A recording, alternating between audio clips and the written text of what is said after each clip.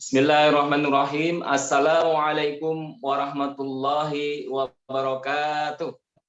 Bahwasanya kita sudah memasuki bulan suci Ramadan. Sudah di hari kedua ini. Maka pada kita untuk menjadikan puasa ini sebagai puasa yang bermakna. Maka dari itu kita sebagai seorang muslim harusnya menjadikan Ramadan ini adalah sesuatu yang luar biasa bermakna seperti yang telah disampaikan di dalam firman Allah, la'allakum tattaqun, yang sudah dijelaskan oleh Kiai Umar tadi dengan penjelasan yang gamblang bahwasanya puasa Ramadan itu adalah pasti akan menjadikan orang yang shaimnya berpuasanya benar, pasti dia akan bertakwa. Oleh karena itu Imam Ghazali menjelaskan tentang tiga level orang yang berpuasa di puasa Ramadan ini. Sehingga ternyata tidak semua orang yang asal puasa akan mencapai derajat takwa. Maka dari itu hanya orang yang berpuasa yang sesuai dengan tuntunan Nabi, tuntunan Islam, maka dia akan mendapatkan derajat takwa. Imam Ghazali menjelaskan bahwasanya level terendah dari seorang shaim, seorang yang berpuasa adalah orang-orang yang melakukan puasa, yaitu shaumul umum.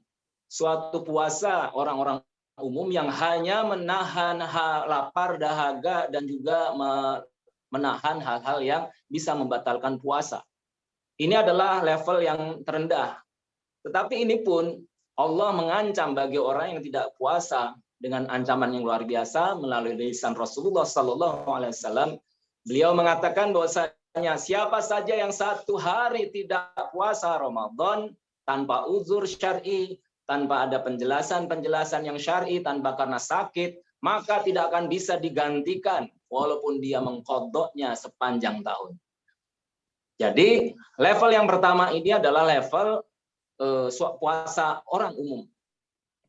Kenapa dikatakan puasa orang umum? Karena dia belum masuk ke level yang kedua. Level yang memang seharusnya standar. Level standar dari suatu saum, yaitu bahwasanya saum itu tidak hanya menahan lapar, dahaga, dan juga hal-hal yang berkaitan dengan batalnya saum. Tetapi juga yang pertama dia harus meninggalkan maksiat dan harus menjalankan kewajiban-kewajiban. Orang yang puasa tetapi dia tidak melakukan aktivitas menahan hawa nafsu berupa melakukan dosa, maka itu akan menjadi puasa yang sia-sia. Rasulullah Muhammad SAW telah bersabda, "Rubba shaimin hadzuhu min siyamihi al-ju'i wal 'atash." Puasanya betapa banyak orang yang berpuasa tetapi tidak mendapatkan apapun kecuali lapar dan dahaga. Hanya saja tadi oleh Kiai Abu Fikri sudah menjelaskan, sudah dijelaskan bahwasanya pemahaman apa saja yang bisa menghapuskan pahala-pahala puasa kita yang sudah dilakukan capek-capek menahan lapar, menahan dahaga, itu harus ada ilmunya. Ternyata selama ini kita memahami bahwasanya yang termasuk perbuatan-perbuatan haram itu hanya perbuatan-perbuatan yang sudah kita kenal, sesuatu yang berkaitan dengan pribadi, akhlak, dan seterusnya. Seperti misalnya berbohong, kemudian tidak menepati janji. Orang sudah paham itu. Tetapi betapa banyak orang yang tidak paham bahwasanya meninggalkan hukum-hukum Allah, meninggalkan syariat Allah, itu adalah merupakan dosa yang terbesar. Bahkan tadi dijelaskan oleh Kiai Muhibbuddin bahwasanya itu adalah sesuatu tindak musyrik, yaitu tidak menjadikan hukum-hukum Allah sebagai hukum yang dilakukan dalam sehari-hari. Itu adalah suatu kemaksiatan yang besar. Bahkan Allah di dalam Al-Quran mengancam, wa man lam yahkum bima anzalallahu faulaika humul kafirun. Jadi permasalahan sekarang kita harus kembali kepada alim ulama. Alim ulama harus berada pada garda terdepan untuk menjelaskan kepada umat agar supaya saumnya tidak ditolak pahalanya oleh Allah, maka kita harus yang pertama menjalankan hukum-hukum Allah, menjalankan syariat Allah, dan tidak membiarkan syariat-syariat selain syariat Allah yang diterapkan di muka bumi ini.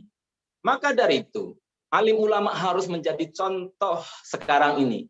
memberikan contoh bahwasanya thariqah Rasulullah untuk mencapai itu adalah dengan cara menjelaskan kepada umat melalui kelompok yang benar, kelompok yang syar'i, menjelaskan bahwasanya ditinggalkannya hukum-hukum Allah itu adalah suatu perkara yang luar biasa berat, luar biasa besar, dan itu adalah perkara yang bisa menghapuskan pahala saum kita bila kita meninggalkan hukum-hukum Allah tadi, karena ini adalah kemaksiatan yang terbesar. Barulah level ketiga, kata Imam Ghazali, adalah orang-orang yang senantiasa sehari-harinya mengingat Allah dan yaumul akhir, sehari-hari terus menjaga hatinya dengan menambah perkara-perkara yang sunnah, perkara-perkara nawafil, terus ditambahkan dalam sisa-sisa waktu, sisa-sisa apa yang dia punya, hartanya, waktunya, tenaganya untuk Allah.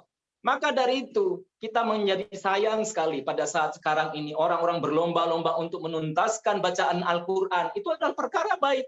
Tetapi bagaimana kalau dia tetap menuntaskan hafalan Quran, menuntaskan bacaan Quran, mengejar khatam Quran, tetapi dia tidak peduli terhadap terbengkalainya hukum-hukum Allah. Maka dari itu kami mengajak para alim ulama bahwasanya marilah kita bersatu padu dan juga terus sabar dan saling menguatkan, mengokohkan perjuangan kita di hadapan dan terus menyadarkan umat bahwasanya sesungguhnya hukum Allah ini adalah harus tegak, dan hukum Allah itu ditegakkan melalui tangan umat, dan umat akan tersadarkan oleh peranan dari alim ulama yang tentu saja dalam gerakan yang terstruktur dalam suatu kelompok yang benar yang telah dicontohkan oleh Nabi Muhammad SAW. Mungkin itu saja yang Al-Fakir sampaikan. Mohon maaf bila ada perkataan yang kurang berkenan. Wa'alaikum minkum billahi taufiq wal hidayah. Assalamualaikum warahmatullahi wabarakatuh.